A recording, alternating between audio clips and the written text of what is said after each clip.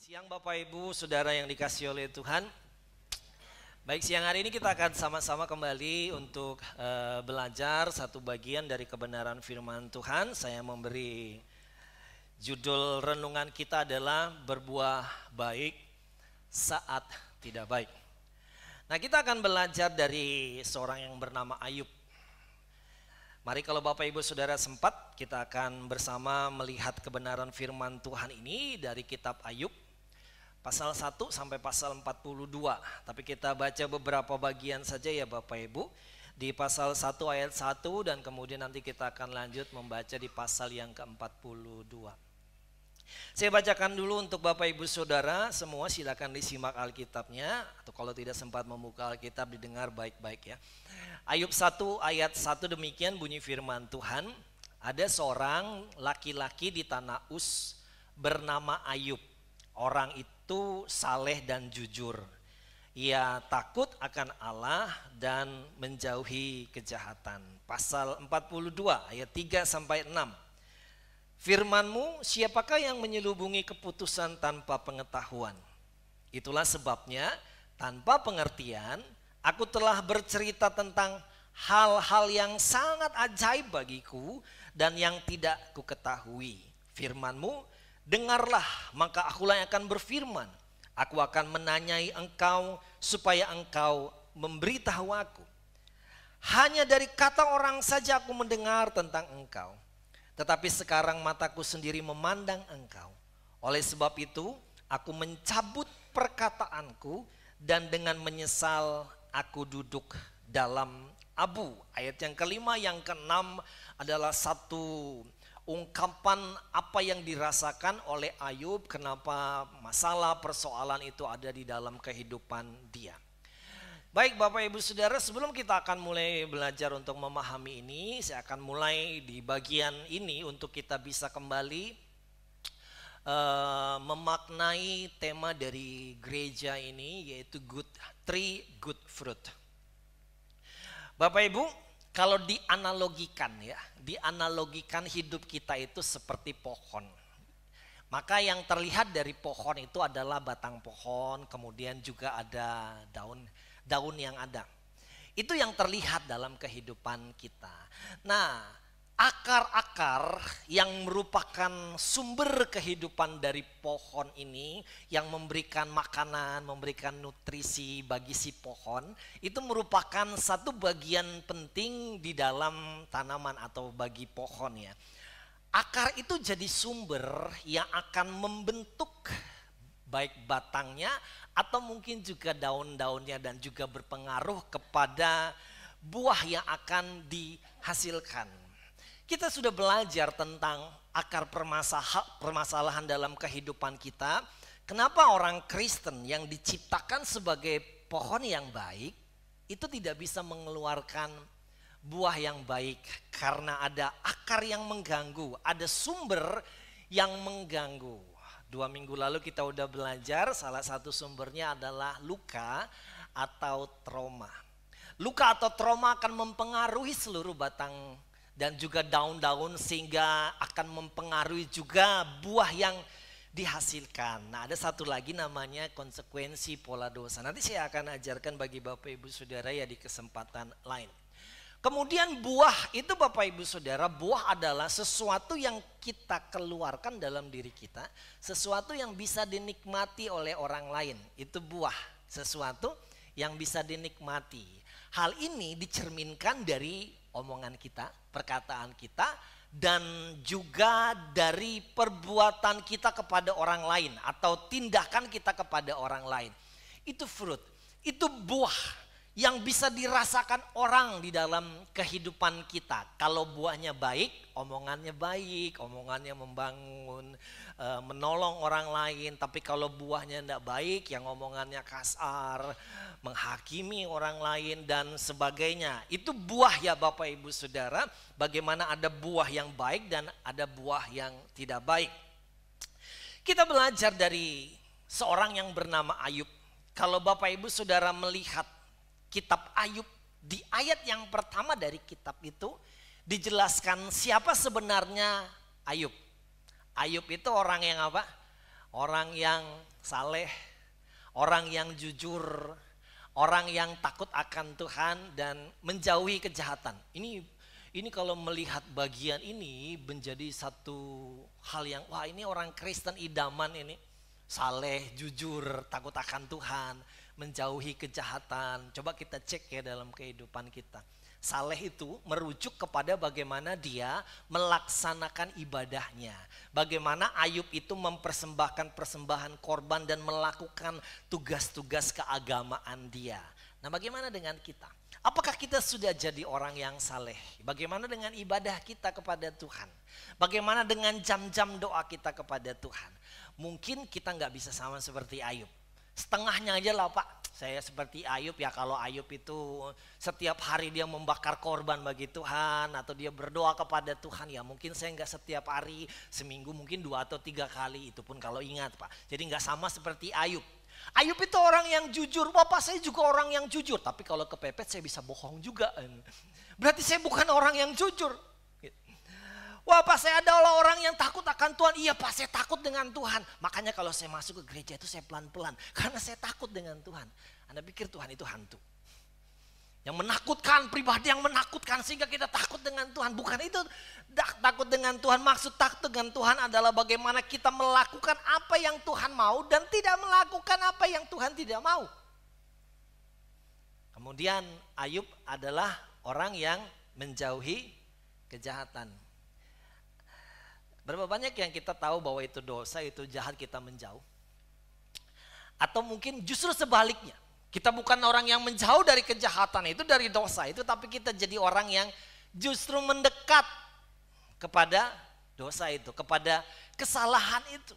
Nah dibandingkan Ayub nih, saya aja waktu membaca kitab Ayub, Ayub ini betul-betul ya sudah kaya, anaknya banyak, budaknya banyak. Kemudian dia juga orang yang saleh, orang yang jujur, takut akan Allah, dan wah ini luar biasa sekali. Tetapi Bapak Ibu Saudara, tiba-tiba persoalan, pergumulan itu datang kepada Ayub. Apa yang pertama? Yang pertama ketika hartanya habis. Hartanya dirampok orang. Budak-budaknya dibunuh. Kemudian setelah hartanya habis, Ayub diberi kabar ini semuanya begini, wah dia sangat sedih. Kemudian dia berkabung. Tiba-tiba datang lagi anak buahnya menyampaikan, anak-anakmu mati. Sudah harta habis, anak-anaknya juga nggak ada, anak-anak juga mati, dibunuh Bapak Ibu. Waduh rasanya sedih sekali. Sudah harta habis, anaknya nggak ada, tiba-tiba dia sakit. Sakit Ayub itu sakit barah. Sama ketika salah satu tulah yang diberikan kepada orang Mesir ketika orang Israel mau keluar dari tanah Mesir. Jadi seperti luka ya, seperti koreng-koreng yang ada di seluruh tubuh. Ada orang bilang bahwa itu kusta, ada juga bilang bukan, itu luka. Gitu. Luka yang ada di seluruh tubuh. Saking sakitnya luka itu, mungkin juga gatal ya. Kalau kita melihat membaca kitab Ayub itu, maka Ayub itu garuk lukanya dengan beling. Pecahan, kalau kita mungkin menilainya pecahan kaca, tapi pada saat itu pecahan vas bunga yang terbuat dari tanah liat yang disebut dengan beling. Jadi dia menggaruk lukanya dengan itu, nggak hanya cukup dengan kuku dan jarinya, tapi dia harus menggunakan beling untuk bisa menggaruk lukanya. Dia kesakitan. Bahkan ya Bapak Ibu Saudara, dipelajari bahwa luka barah itu yang dialami oleh Ayub itu membuat seseorang itu berbau luka. Jadi siapa yang mau dekat dengan Ayub? Makanya dia duduk di pinggir jalan, kemudian dia berkabung di sana. Orang sudah mulai tidak mau mendekat karena bukan hanya dia miskin, tetapi dia juga berbau. Ayub mengalami masalah itu di dalam kehidupannya. Nah, coba sekarang kita perhatikan nih.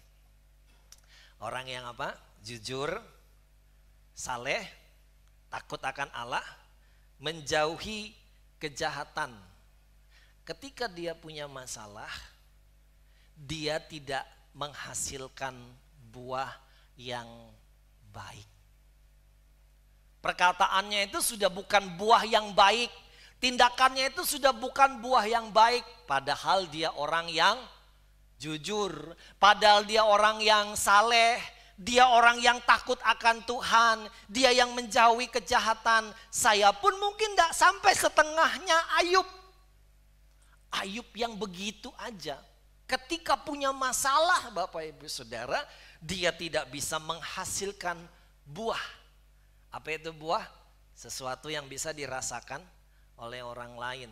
Dan itu tercermin dari perkataan kita, tercermin dari tindakan kita kepada orang lain. Kalau kita ngomongnya kasar, kalau kita suka menghakimi orang lain, kalau kita suka bergosip dan sebagainya, itu buah yang tidak baik. Tapi kalau kita suka menolong orang, menasihati orang, membangun orang, menguatkan, itu buah yang baik. Tetapi Ayub ketika masalah ada di dalam kehidupannya, ketika keadaannya tidak baik, dia tidak menghasilkan buah yang baik. Saya ingin Bapak Ibu melihat buktinya. Mulai pasal 3 di kitab Ayub, kita akan lihat bagaimana gerutuan Ayub sampai pasal 40 dan 41. Jadi banyak ya Bapak Ibu Saudara. Coba kita lihat contohnya. Saya memberi contoh ya. Di Ayub pasal yang ketiga, Ayub itu mulai kesel dan marah. Dia bilang gini, kenapa aku harus lahir di dunia ini? Coba Bapak Ibu waktu menemukan seseorang yang marah, kecewa, ngomong, Tuhan kenapa aku ada di dunia ini? Kenapa aku dilahirkan di dunia ini? Sama seperti Ayub. Bahkan dia mengutuki hari kelahirannya. Dia berdoa, Tuhan coba aja waktu aku di dalam kandungan aku mati. Atau waktu aku keluar dari rahim ibuku aku mati. Itu bahasa saya kalau Bapak Ibu membaca semuanya itu. Bagaimana Ayub dia menyesal hidup di dunia ini. Coba aja dia mati. Dia mengutuki hari kelahirannya. Biasanya orang nyanyi happy birthday. Ayub enggak. Dia marah dengan hari kelahirannya itu. Pasal 3. Pasal 6 ayat 3. Bapak Ibu percaya enggak kalau Allah itu baik? Allah itu bukan pribadi yang kejam. Allah itu pribadi yang begitu mengasihi kita. Tapi di pasal 6 Ayub bilang begini sama Tuhan. Panah beracun dari Tuhan itu ditancapkan di tubuhku. Ayub menuduh Allah berbuat sesuatu yang menyakitkan dia. Ayub katakan panah beracun dari yang maha kuasa itu tertancap meracuni tubuh dan jiwa. Dia menuduh Allah sedemikiannya. Allah itu kejam. Allah itu Allah yang tidak pernah menolong kita. Kalau dia sudah bilang A maka harus A.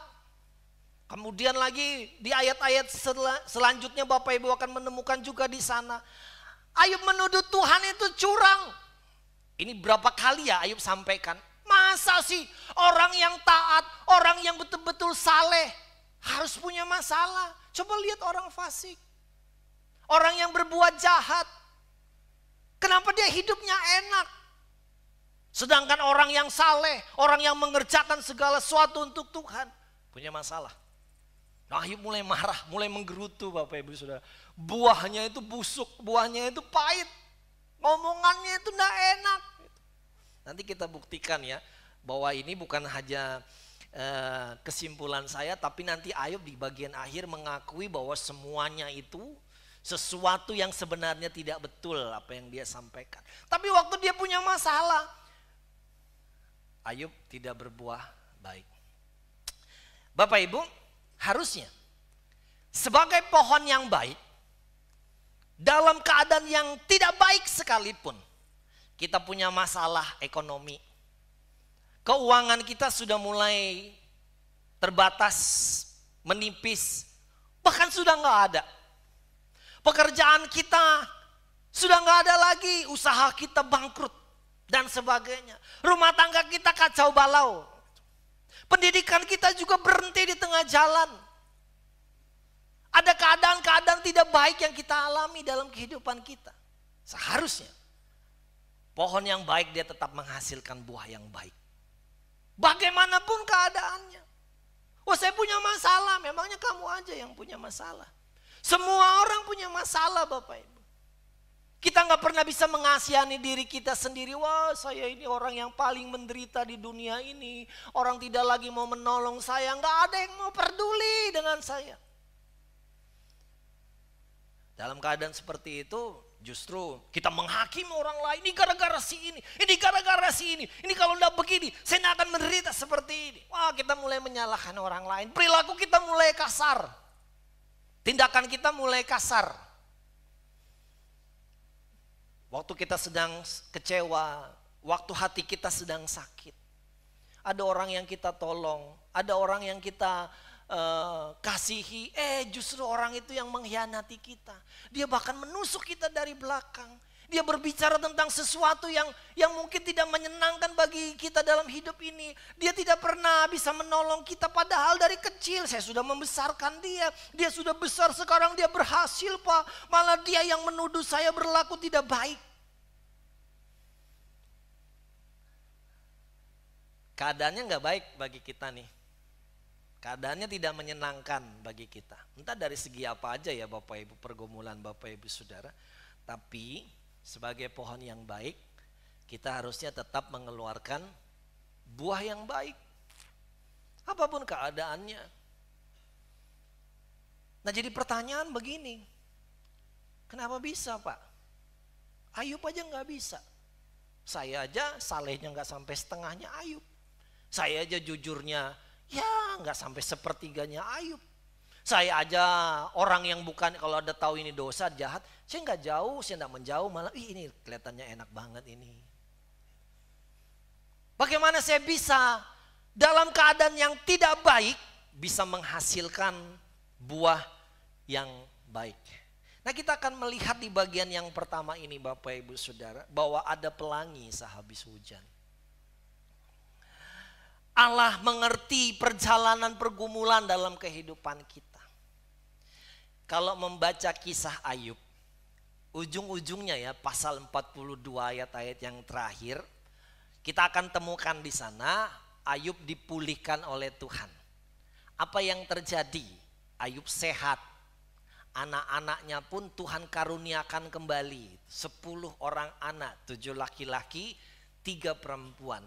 Bahkan Alkitab menulis begini, anak perempuan Ayub itu anak yang cantik. Dikembalikan semuanya. Kemudian lagi apa yang dikembalikan oleh Tuhan? Hartanya 2 kali lipat. Kalau dulu dia hanya punya 1000 ekor kambing domba, dikembalikan jadi 2000. 2 kali lipat dikembalikan Bapak Ibu Saudara. Wah luar biasa ya akhir dari hidup Ayub. Nah itu akhirnya.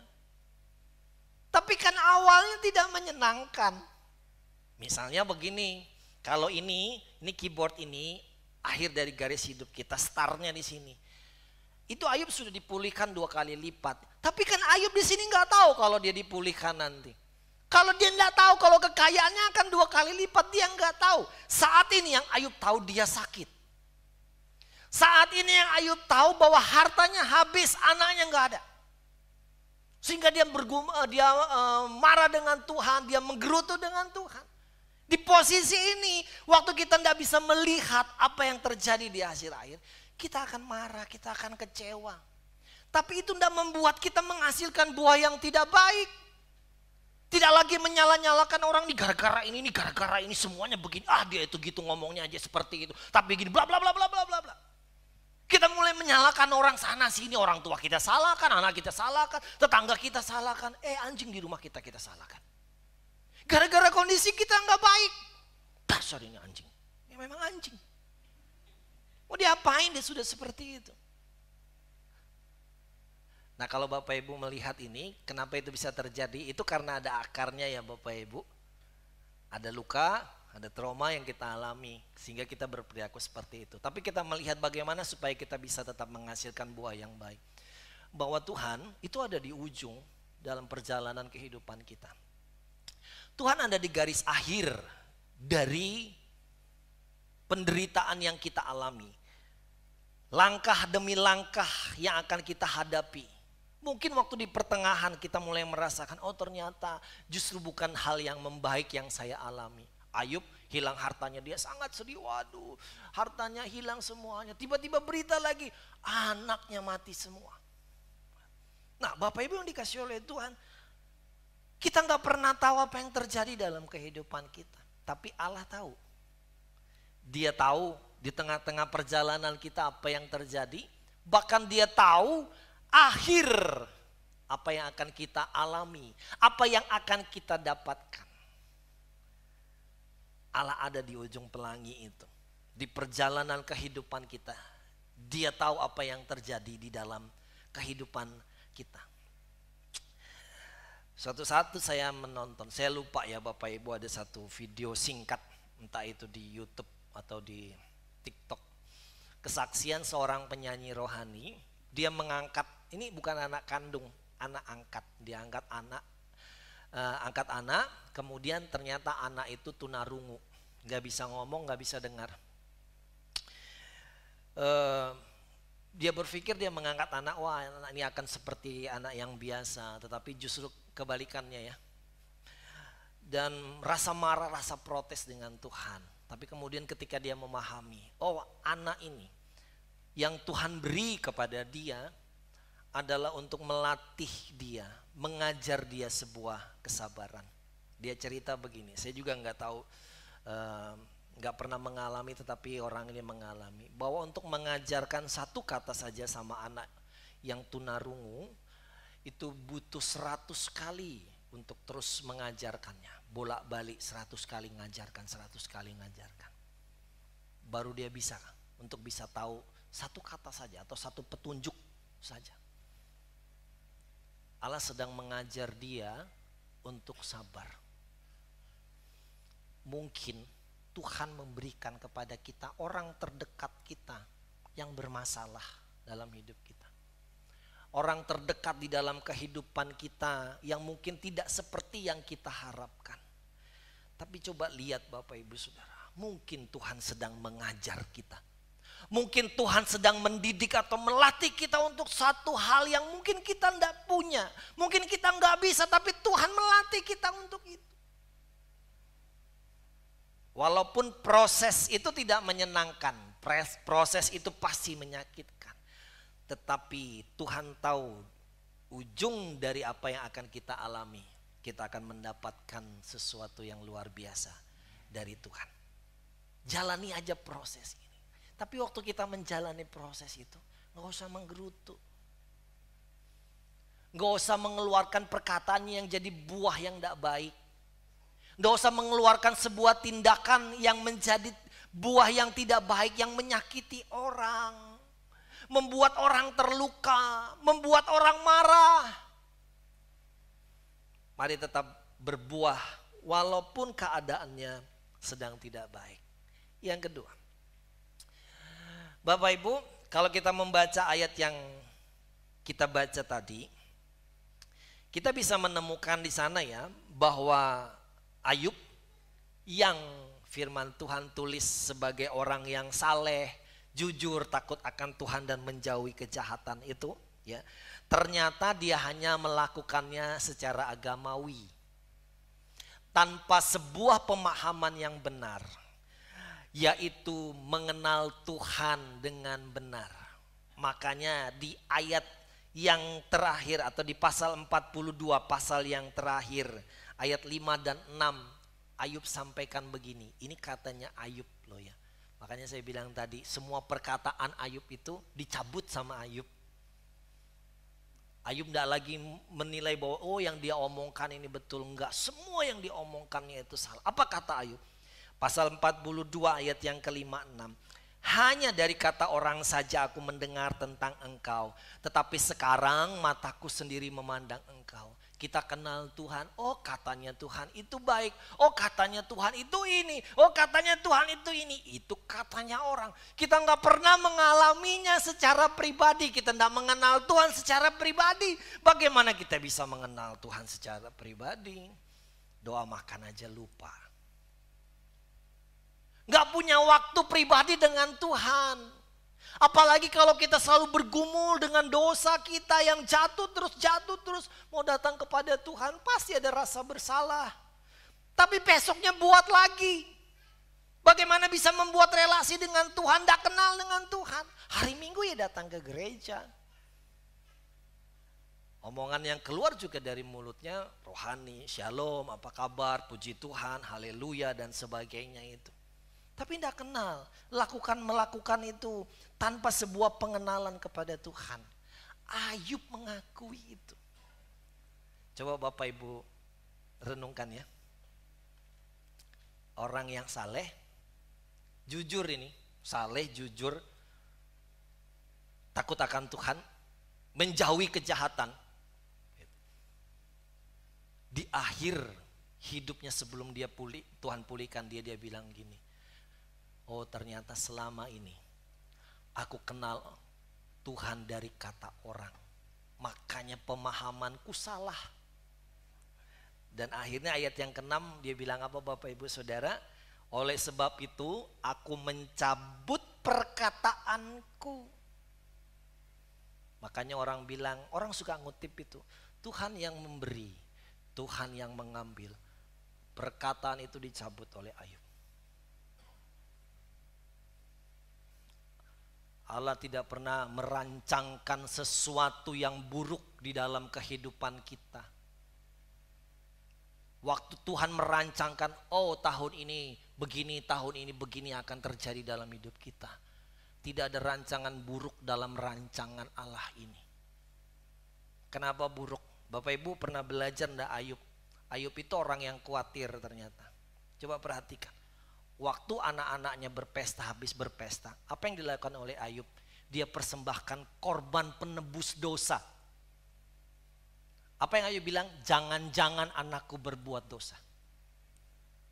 Yang ada di dalam pikiran, jangan-jangan begini, jangan-jangan begini. Itu salah satu aja ya Bapak Ibu, melihat Ayub. Orang saleh jujur takut akan Tuhan. Itu juga hidup dalam sebuah kekhawatiran. Dan itu jadi celah bagi kuasa jahat untuk menjatuhkan dalam kehidupan kita. Gak pernah ada orang yang sakit itu tiba-tiba sakit. Pasti itu akumulasi kan. Gak mungkin terjadi sesuatu yang buruk dalam hidup kita. Itu akumulasi sendiri dari perbuatan kehidupan kita. Nah kalau sudah ada jalani, percaya aja bahwa Tuhan akan menolong kita. Dan gak usah menggerutu. Jalani aja hidup kita. Salah sendiri kenapa hidup kita gak sehat. Makanan kita gak sehat. Minumannya manis terus. Ya jangan heran lah kalau dia jadinya sakit gula. Usia baru 30 tahun gulanya udah tinggi. Usia baru 40 tahun asam urat 9, 10, 11 gak bisa jalan pincang. Kan gak mungkin tiba-tiba itu Bapak Ibu Saudara terjadi dalam hidup kita. Gak mungkin lah. Itu sudah dibuktikan. Bahwa apa yang kita alami dalam kehidupan kita bukan Tuhanlah penyebabnya. Makanya Ayub sampaikan, aku mencabut semua perkataanku itu dengan menyesal. Aku duduk dalam debu. Tapi sebelum dia mencabut perkataan itu, Ayub bilang gini, dulu aku mengenal Tuhan dari kata orang saja. Sekarang mataku sendiri terbuka untuk Tuhan. Kita butuh untuk punya hubungan dengan Tuhan, untuk kenal Tuhan kita secara pribadi. Mengalami Tuhan secara pribadi. Sehingga kalau kita berdoa sungguh-sungguh. Ada sesuatu yang kita bisa rasakan. Kita berdoa dengan cara yang baik, cara yang benar. Kalau kita kalau kita mengenal Tuhan, maka ibadah kita pun dilakukan dengan sungguh-sungguh. Bukan hanya sekedar saya orang Kristen dan saya harus ke gereja. Sehingga saya beribadah, saya orang Kristen maka waktu mau makan saya harus doa. Bukan sekedar itu ya Bapak Ibu. Oh saya bisa punya talenta maka saya melayani. Kalau kita kenal dengan Tuhan maka cara yang benar yang akan kita lakukan. Kita melayani dengan cara yang benar, cara yang betul. Motivasinya betul. Kita beribadah juga motivasinya benar. Sehingga waktu kita datang ke gereja kita bisa merasakan Tuhan dalam hidup kita.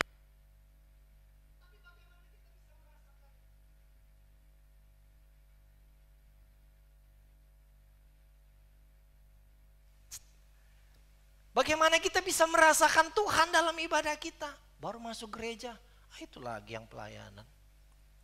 Baru masuk gereja ketemu dengan orang yang menyakiti kita, ini orang yang menyakiti kita. Bagaimana kita bisa beribadah dan mengalami perjumpaan dengan Tuhan. Memang datang ke gereja bukan karena ingin berjumpa dengan Allah. Coba Bapak Ibu cek, kenapa kita datang ke gereja ini? Kan bisa juga ikut ibadah ini juga live streaming yang kedua. Bisa ditonton nanti sore. Ngapain saya datang ke gereja? Kalau pemahaman kita nggak benar, itu masalahnya kenapa kita punya masalah-masalah dalam kehidupan kita. Karena memang kita datang ibadah juga bukan dengan pemahaman yang benar. Kita nggak mengalami perjumpaan dengan Allah. Ke gereja ini, pindah lagi ke gereja ini, pindah lagi ke gereja ini. Gereja itu nggak ada Tuhannya, nggak ada Roh Kudusnya. Lihat Bapak Ibu Saudara, karena memang kita tidak kenal Tuhan kita secara pribadi. Sehingga ibadah kita ya asal-asalan aja. Gak pernah mengalami perjumpaan dengan Tuhan. Oh, ada roh jahatnya di gereja itu. Pak, Bu, roh jahat itu, roh di mana-mana dia ada. Bahkan di sebelah Anda mungkin, coba lihat.